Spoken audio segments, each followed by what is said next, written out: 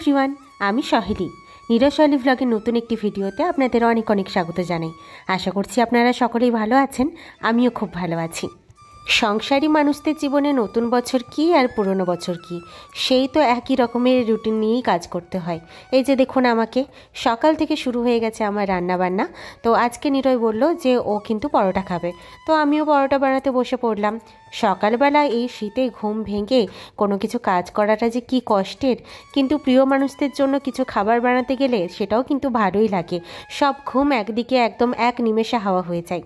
আমি তো আগেই বলেছিলাম যে আমাদের বাড়িতে পরোটা তেল দিয়ে নয়, ঘি দিয়ে ভাজা হয়, কিন্তু যেহেতু আগের দিন আমরা অনেকটা লুচির তেল রয়ে গিয়েছিল, সেগুলোই ভাবলাম যে সেটা দিয়ে আমি একটুখানি পরোটাটা সেঁকে নিই, মানে ভেজে নিই আর কি। তো সেগুলো দিয়ে আমি ভেজে নিচ্ছিলাম, একটু বেশি তেল দেওয়া হয়ে যাচ্ছিল। আর একদিকে আমি চা বসিয়ে ফেলেছিলাম, কারণ দুটো কাজই একসাথে করতে হতো, অনেকটা দেরি করে ওঠা হয়ে গিয়েছিল। আগের রাতে যেহেতু লুচি মাংস খেয়েছি, তাই সকাল সকাল না আর অন্য কিছু খেতে ইচ্ছা করছিল না। কয়েকটা লুচি রয়ে গিয়েছিল আর আমি কয়েকটা আবার পরোটা করে নিয়েছিলাম। তো লুচি পরোটা মিক্সড করে আমরা চা দিয়েই খেয়ে নিয়েছিলাম, আর কিছু করিনি। এত পরিমাণ ঠান্ডা লেগেছে যে কি বলবো। গলাটা শুনেই আশা করছি বুঝতে পেরেছেন। কবে যে এই গলাটা ভালো হবে আমি জানি না, আর এইভাবেই আমাকে কিন্তু সব কিছুরই ভয়েস ওভার দিতে হচ্ছে। কিছু করার নেই, কারণ এইভাবে তো আমি থেমে থাকতে পারি না, সব কিছুতেই আমাকে কাজগুলো করতেই হবে। তো যাই হোক, আমাদের খাওয়া দাওয়া কমপ্লিট, নিরয়ও রেডি হয়ে বেরিয়ে গেল। এরপর সারাটা দিন আমি একা একা রুমে থাকবো। মাঝখানের বেশ খানিকটা সময় কিন্তু আমি এডিট করতে বসে গিয়েছিলাম গল্প। তো তারপর হঠাৎ মনে হলো আজ তো জল দিয়ে যাওয়ার কথা, বাইরে বেরিয়ে দেখলাম যে জল নেই। তারপর মনে হলো না, একটু বাইরের দিকে হয়তো আছে, গিয়ে দেখলাম যে হ্যাঁ সত্যিই আছে। এত ভারী, এটা আমি যা হোক করে বয়ে নিয়ে এলাম। দেখুন, এটা তো আমি একা একা নিয়ে আসতে পারবো না, তাই এইভাবে ঘুরিয়ে ঘুরিয়ে নিয়ে আসছিলাম।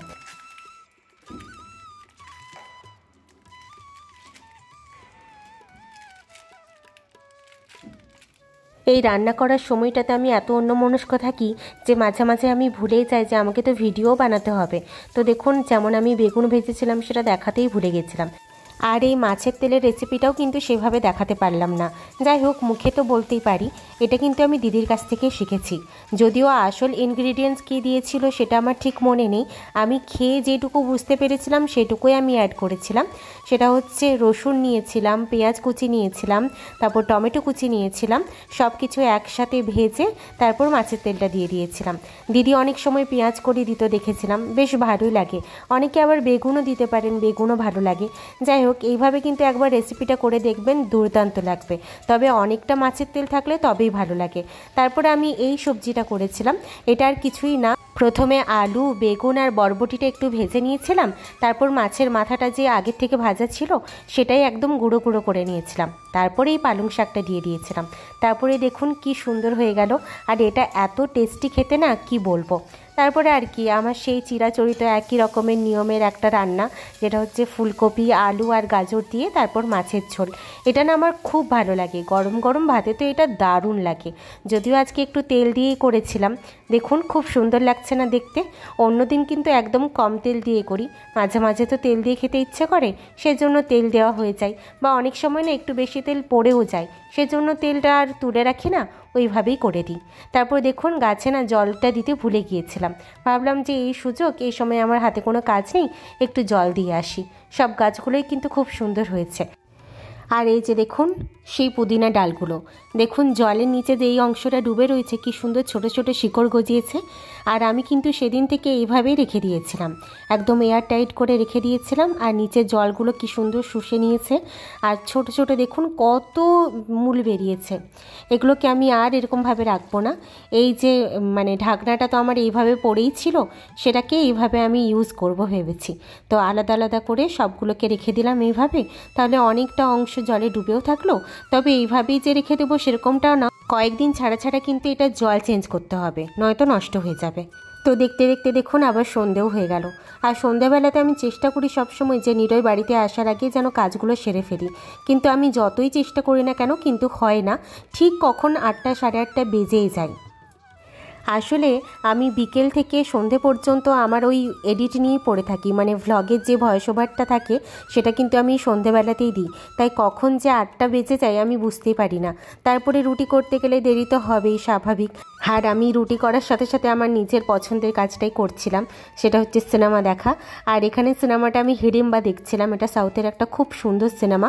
হ্যাঁ, বিশাল সুন্দর বলবো না, কিন্তু এখন নতুন বেরিয়েছে, মোটামুটি ভালো আর কি, থ্রিলার ছবি। আমি জানি না আমার কথাটা সবাই বিশ্বাস করবেন কি না, কিন্তু আমি অনেকটা রিয়েলাইজ করি এবং এটা সত্যি আমার মনে হয় যে ঘটে। সেটা হচ্ছে সবার সাথে না কথা হলেও সবার সাথে একই টপিক নিয়ে কথা হয় না। দেখবেন আপনার হয়তো 5জন বন্ধু আছে, 5জনের সাথেই আপনি সব কথা শেয়ার করবেন, সেটা কিন্তু হয় না। কখনো কখনো হয় যে অল্প অল্প সব কথাই শেয়ার হয়, কিন্তু একটা বিশেষ কিছু কথা সেটা হয়তো একটা বান্ধবীর সাথে শেয়ার করলেন, আবার অন্য একজনের সাথে অন্য টপিকে কথা বললেন। তো এরকম আমার আছে যে কোনো এক বান্ধবীর সাথে শুধু সিনেমা নিয়েই কথা হয়, সেরকম একজন নয়, 2-3জন, মানে যারা যেটা পছন্দ করে তার সাথে কিন্তু সেই টপিকেই বেশি কথা হয়। যেমন আমার এক বান্ধবীর সাথে আমার সবসময় সাউথের সিনেমা নিয়েই কথা হয়, খুব কম কথা হয়, কিন্তু যখনই কথা হয় তখন সাউথের সিনেমা নিয়ে। ও আমাকে লিঙ্ক পাঠায়, আমি ওকে লিঙ্ক পাঠাই। আবার আরেক বান্ধবী আছে যাকে আমি নিজেই লিঙ্ক পাঠাতে থাকি, এখন হয়তো অনেকটা কমে গেছে, কিন্তু আমি মাঝে যখন আরও প্রচুর দেখতাম তখন কিন্তু প্রচুরই লিঙ্ক পাঠাতাম, মানে এরকমটাই হয় আমার। কিন্তু আবার যে অন্য কিছু পছন্দ করে সেটা হয়তো আমার সাথে তার মনের মিল আছে, তখন দেখবেন অন্য কথার মাঝে মাঝে আমার সেই টপিকেই কথা বলা হলো এবং সেটা কন্টিনিউ চলতেই থাকে চলতেই থাকে। আমি জানি না আপনাদের সাথে এরকমটা ঘটে কিনা, কিন্তু আমার কিন্তু এরকমটা ঘটেই থাকে। আরেকটা কথা এখানে না বললেই নয়, বলেছিলাম না প্রথমেই শুরুতে যে আমাদের আর মানে যারা সংসারী মানুষ হয়, যারা হাউস ওয়াইফ হয়, তাদের নতুন বছর পুরনো বছর বলে কিচ্ছু নেই, আর ছুটির দিন তো কিছু নেই। মানে একটা ছেলে সে কাজ করে আসার পর কিন্তু রেস্ট পায়, কিন্তু একটা মেয়ে কিন্তু পায় না। বিয়ের আগে অতটা বুঝতে পারিনি, বা শ্বশুর বাড়িতে এসেও আমি অতটা ফিল করতে পারিনি। হ্যাঁ, মা দিদিভাইদেরকে দেখতাম সারাক্ষণ রান্নাঘরেই আছে, কিছু না কিছু কাজ করছে, কিন্তু এখানে এসে আমি সেটা বেশি করে উপলব্ধি করি। আগে ভাবতাম রান্না করাটা কোনো ব্যাপার নয়, কি দরকার, পড়াশোনার থেকে বরঞ্চ এটাই বেশি সহজ। কিন্তু যখন যেই কাজটা পেরিয়ে যায় না, যেমন পড়াশোনার লাইফটা পেরিয়ে গেছে, এখন মনে হয় যে দুটি যদি বই নিয়ে বসি, একটা যদি পড়াশুনো করি, তাহলেই মনে হয় ভালো সময়টা ভালো কাটে। বিশেষ করে আমার গল্পের বই পড়তে তো আরও ভালো লাগে, কিন্তু রান্নাবান্না যখনই ভাবি সন্ধ্যাবেলাতে আমাকে এরপর আরও এত কিছু বানাতে হবে, তখনই কেমন একটা কান্না কান্না পাই। কিন্তু ওই যে প্রিয় মানুষের জন্য কিছু বানাতে ভাববো, তখনই হয়তো অনেকটা মানে মন খারাপ ভালো হয়ে যায় যে হ্যাঁ, ওকে কিছু রান্না করে খাওয়াতে পারবো। আমি নিজে হাউসওয়াইফ বলে আমি এটা বলবো না যে শুধু হাউসওয়াইফরাই প্রচুর কাজ করে।